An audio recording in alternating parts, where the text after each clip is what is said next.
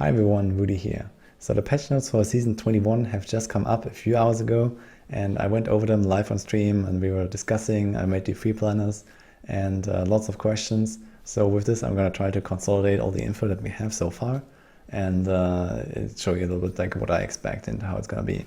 The PDR starts on May 21st, which is around a week from now. It's like 5-6 days, and I'm quite excited to try it out. Like, there's the new Demon Hunter set, there's the new Necro set. Especially Demon Hunter looks pretty cool, and also there's a new season theme that is a little bit like a season 19 theme, it seems. So the way this will work is called Trials of Tempests, and it has like every 2 minutes there's going to be like some kind of like environmental effect of meteors, lightning, fireballs, twisters. So we'll see how that works. Probably quite strong, I assume, something like season 19, because if it's so rare, this will happen, you know, when you speedrun just once or so, or maybe twice in most cases, and then like on a higher tiers or when you're pushing, it happens more often. So I assume it's gonna be a very prominent feature of pushing, but we'll see. We have to test this on the actual PDR because there's no numbers here. So let's get to the interesting part, the Gears of Dreadlands, or Godth DH. So this is a strafe generator set. So it's actually relatively close to one of the ideas that I proposed at some point, and it basically works with in the way that the strafe projectiles will get replaced by your last generator cast for 5 seconds, and you get some damage reduction, you get some damage bonus for the 2-piece, you get some movement speed, so you know, lots of nice stuff. The 2-piece right now is a little bit question mark, so we'll see how good that will be. Potentially it could be very strong, potentially it could be just a little weak bonus. This wording is not really clear, but I assumed like an optimistic scenario for my numbers. I calculated a few things here, and we'll see eventually how it plays out. And then we have the 6-piece bonus giving us damage. They buffed a lot of the generator stuff, so we have a big bowler damage buff with the bow and the quiver. We have the hanging arrow also being buffed, and we have a big Odyssey's end buff. So this is support Demon Hunter's Dream, 150%. This is going to be additive damage unless they change it here, which is not mentioned.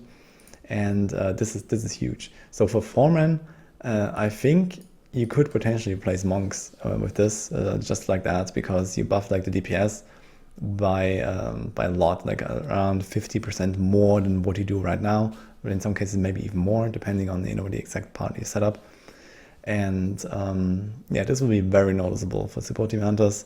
Triple support setups will always have a support Demon Hunter now, I'd say, simply because you have the barb, you have the monk, and then the third one is going to be DH at the very least. And potentially, you know, especially for speedruns, when you don't really rely on the toughness and the monk so much, support Demon Hunter could be included there as well. Hunter's Wrath got a buff, so this also gives us a grenade build. So there's a lot of options. So essentially all of the generators are usable with this set. Odyssey's End is like a support thing, and then you can make like a hanging arrow, you can make a bowler, you can make a grenade setup. So this is going to be very interesting. We also have a buff to Impale, so double damage, which means around plus 4.5 tiers for shadows, up to 5 tiers, making it a pretty solid Riftguarding killer, because Crusader got nerfed as well. So the Crusader nerf is also like roughly minus 4 tiers, and it will also, with the season 20 bonus falling out, we will see a lot less damage on Crusader. And I think these changes taken together will make the Riftguarding killer setups quite close to each other. And then there's also the Frenzy Barb, which didn't get anything, but with this Crusader nerf, I think they should also be, you know, kind of even. So it's going to be Impale, Crusader, and Frenzy Barb right now, and potentially a Hungering Arrow setup with the new set that could be Riftguarding killers. But we'll see exactly how this will work. So talking about nerfs, we also have a big nerf to Reaper's Wraps. It has a 2-second internal cooldown, most likely killing any kind of red matter that might be possible in the future. I think with this, this is gone, and it's still, you know, it doesn't really cripple, you know, other builds very much, but these kind of like, you know, globe spawn metas will probably disappear with this. We'll see, but at least for speed matters, I think reds are gone, and we might run some of the new stuff. And there's also the Witch Doctor's nerf, which is very heavy, so Spectres no longer benefit from pet bonuses. This is huge. So this means we lose Mask of Jeram, we lose the Pain Enhancer, we lose the attack speed scaling in general for Phantasms, and yeah, there's like a bunch of other things like Enforcer, and it just makes it much weaker. So we're talking about like around 10 to 15 tier nerf for 4-man. The thing is that you're actually speed farming 150s these days, and this 10 to 15 tier nerf is essentially still 150 capable most likely. We'll see exactly how it played out. Probably just testing this with the new numbers and so on PTR. It's hard to say, what exactly you will do, and if this is still the best trash clear build in the game. It could be that Witch Doctor still stays the strongest even with this massive nerf. This is like, like an 80 or 90% damage nerf, but this is just how strong Witch Doctor is right now. So this is totally fine. This also is really good for solo, I'd say. It makes it more bearable in solo with boss fights being much shorter because more damage is shifted towards the money too. And then a couple other things. You can probably take less damage from lower tiers that you're running. You can take like another armor slot with like a defensive option most likely, and so on.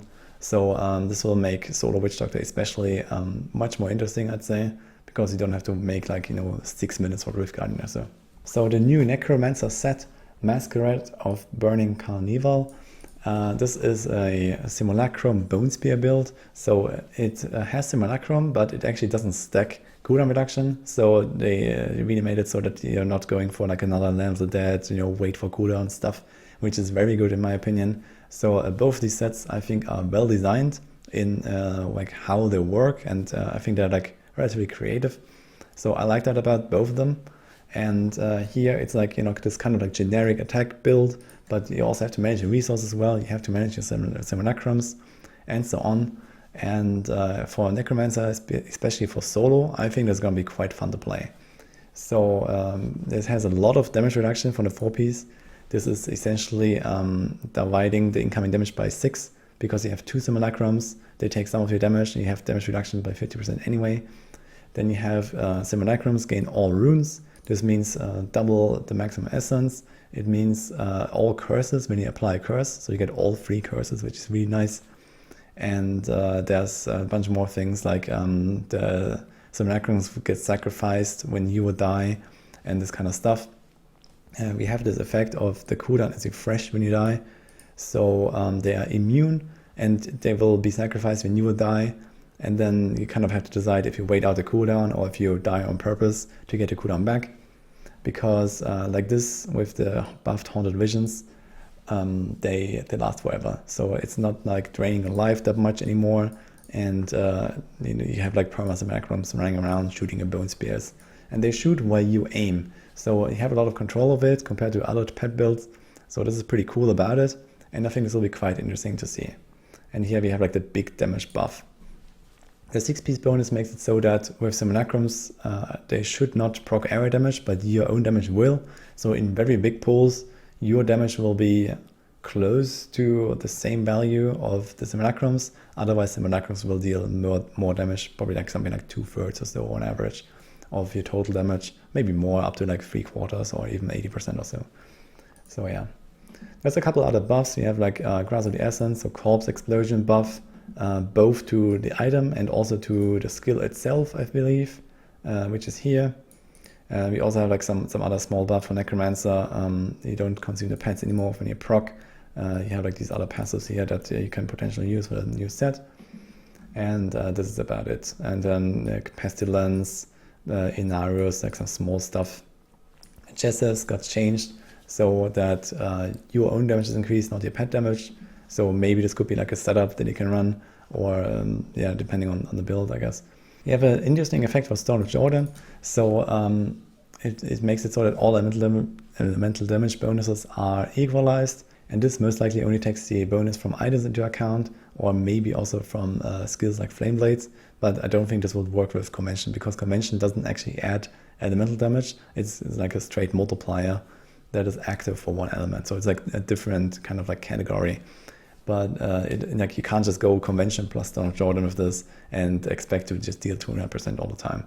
So this is, just on the side, I don't really see many uses for this so far because of many other factors that just prevent you from using multiple skills effectively. But it's definitely a step in the right direction, I think. Maybe we get more stuff that would benefit such builds, and maybe that's something that I can't think about right now. I was thinking about like some kind of like Raymond generator build or so, where you don't have any specific generator being buffed by a ton, just like generic buffs. So maybe something like this could work, and maybe some kind of like low end builds, where you don't have these super crazy multipliers. But yeah, it's a nice bonus. We'll see.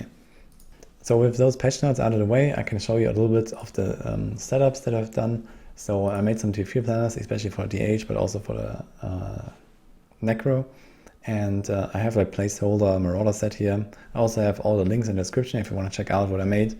So ignore the center here. I just use that for the numbers, and then the Marauder set because it has like rather similar numbers with the 12,000 instead of 10,000.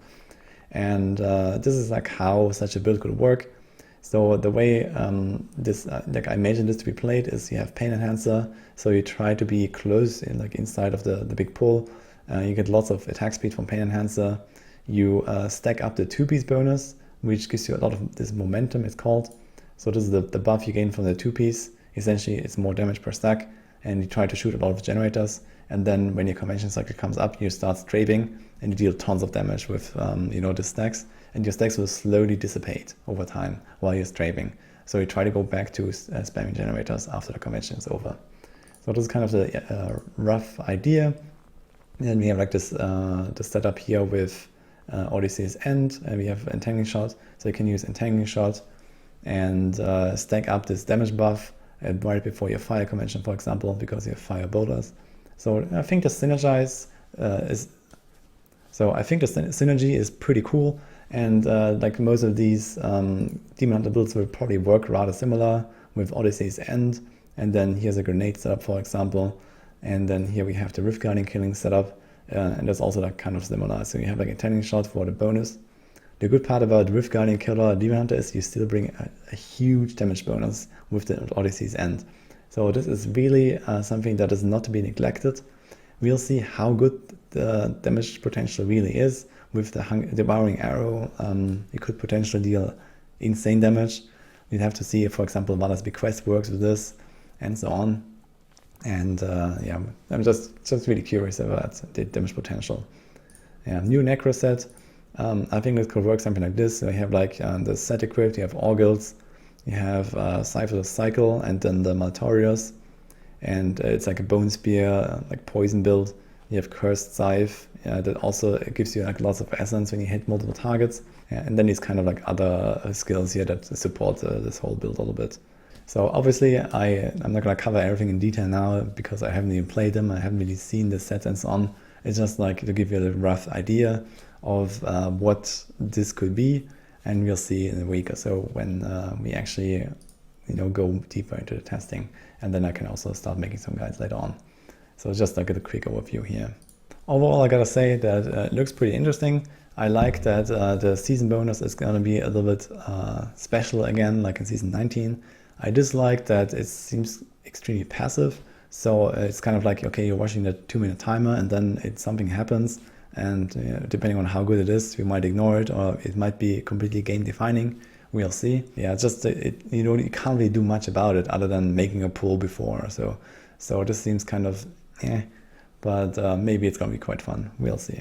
But the new Demon Hunter set I think looks awesome so far, and I'm really excited to try to make different setups of this for solo, for T16. You can do lots of stuff, and it could potentially be really fun pushing with this.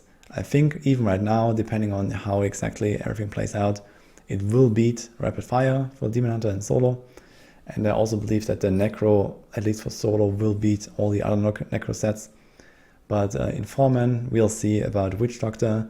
There's also a Cursed Scythe generator Necro set that's really strong. And potentially maybe some of these new Demon Hunter things. So yeah, The meta is it's gonna be at least 3 different Rift Guardian colors that are quite close, and for the trash clear, we don't know.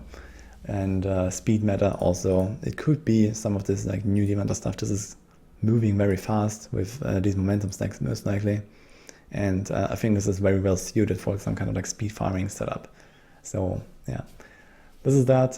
This is like my judgment so far. I think it looks good, and we'll see what comes out of it in the end after the PTR testing. So I hope you liked this little overview here, and I will be playing a little bit more Diablo until the PTR, and then we'll see next week. So stay tuned for that. I'll see you guys next time.